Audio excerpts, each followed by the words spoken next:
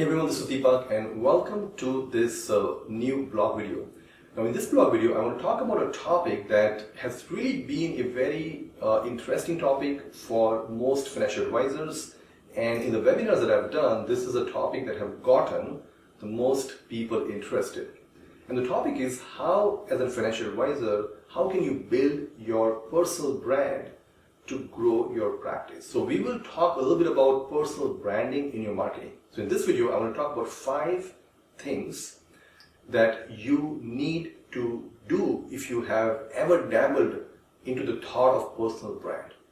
Okay, so that's really what we're going to cover in this video. So before we start going through what those 5 things are, let's just take a step back and talk about personal branding. So let me ask you some questions. Now, has the thought crossed your mind of creating your own brand? Do you believe that if you had a brand created today, that your business can benefit, your financial practice can benefit? Do you believe that you can help more people retire or provide insurance solutions if that's what you're doing? And you can help more people if you had personal brand. Now, if you are like me, then you probably answered yes to all those questions. And I asked those questions to myself back in 2018 when I was beginning my journey. But then the whole concept and the idea of personal brand is very confusing when it comes to how we look at all the celebrities and all the branding that is happening on social media.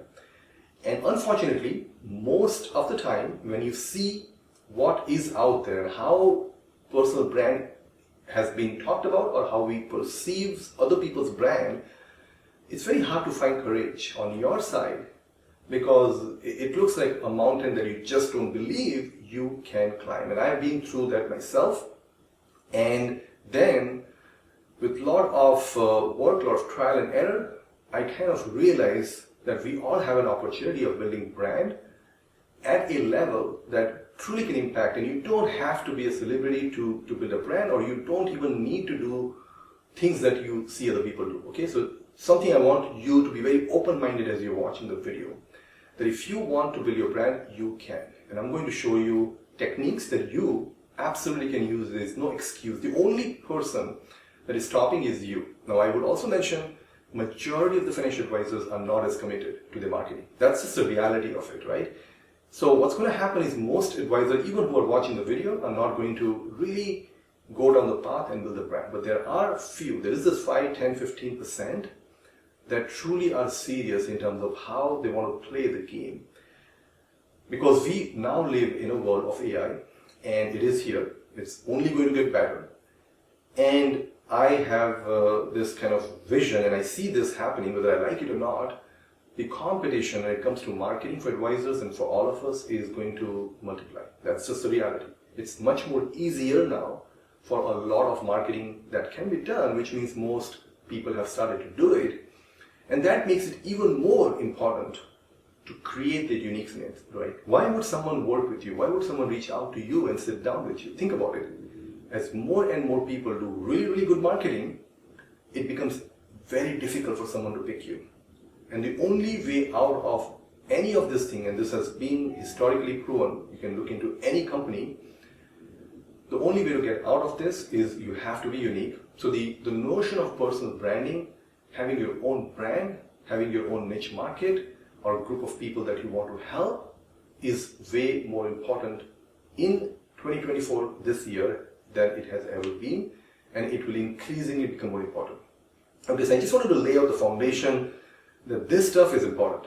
So please pay attention to how you can build your brand. Okay, so there are 5 techniques of doing it. Number 1, you absolutely want to start, using content marketing on social platforms as one of the way to build your awareness. And right now, as we speak, platforms like LinkedIn, Instagram, Facebook, all those platforms still have very, very few advisors posting content, and the content they're posting, it really is not very appealing in any ways, right? So there's an opportunity for you to create good content and start to post a decent amount of content, and there are a lot of solutions, and I have built Fintero, which is our product, that allows advisors to do all these 5 things in a very simple manner. Okay, so if you're interested, at some point you will get a link, you can schedule a time. But let's get back to the point. So you need to use content marketing, and you need to post at least 3 to 4 times a day if you want to get attention. And I know this is where a lot of advisors have misconception. They feel, well, 3 times a day is too much. The reality is there's so much content being pushed, nobody's going to see that anyway, so you need to do more. So number one, you want to start committing to consistently doing content and find better strategies to do content. Okay, so that's number one. Number two, you want to start lead generation campaign, because every time you're doing those campaigns, so let's take an example. Number two is LinkedIn campaign. So you're reaching out to people, messaging them. Now there's a wrong way of doing it, which could be very aggressive, sales and spammy type way. But there's also a right way of doing it where we are engaging, asking questions, interacting with people. Okay, so there's a fine line between the two. But when you do that, people start to understand what you're offering. People see your belief patterns, and that really help people understand who you are, what you stand for, which is technically the branding part of it. So LinkedIn campaigns can absolutely allow you to create that awareness on a small group of people that can now start to see you and your practice differently. Okay, so very, very powerful. Similarly to LinkedIn, Facebook ads are very powerful. So if you're running a retirement ad, insurance ad, what's happening is Facebook is now promoting your business in front of other people. So people that never heard of you will start seeing you and your ad on the phone, on the app. When you start doing that, you're now creating awareness of who you are. That's part of branding. So Facebook ads are very powerful. That's number three. Number four, emails. Now, advisors have not really used emails as effectively. They're just sending newsletters and market update emails. But if you start to really strategically use email, understand who you're sending and what you're sending, so there is an element of creating the right list that you're sending email, and then creating the right email content where you have an education with a call to action or offer to book meeting. And if you do that correctly, you will be able to grow from existing client. You can upsell, you can get more referrals, you can get leads that came into your funnel but have not decided to book meeting with you. So emails are very powerful for people to create awareness. And the last one you might also want to consider is webinars. Webinars on social media, like free, unpaid webinar. This is not the dinner event type thing. This is like webinars that you do through LinkedIn, bring people through LinkedIn and email. Really also allows people to hear you, to see what you're offering, and that again elevates your branding. Okay, so those are like 5 things you can do. You don't have to do all 5. You can start with 1. It's better to start with 1 and do something than nothing. But if you do it consistently, that's the main thing I want to tell you. Like, do not go into any of this thing just for a week, month, 3 months. Make the commitment to do this thing forever. And if you need a system, then again, you can reach out to us and we can help you. But these are the 5 things that I have used to create my own personal brand, so that I can get my set of clients who are financial advisors see what is different between me and other people. How can we help them better than other people? Or just different, right? This is not about competition, right? Personal branding is not so much about competitive advantage, which I think it's going to give you a lot, but it is more about you being able to find your ideal client. You're able to communicate to a group of people how you can help, and then you work with them. It really is about just that. But if you don't do that, those people who are in need of services, they will see you, but there's nothing attractive about you. They just don't see what you're offering because you're not communicating enough. And the reason I have 5 of these channels is you can't rely on one. You can't just post content, because what if some people don't see content but like to read email?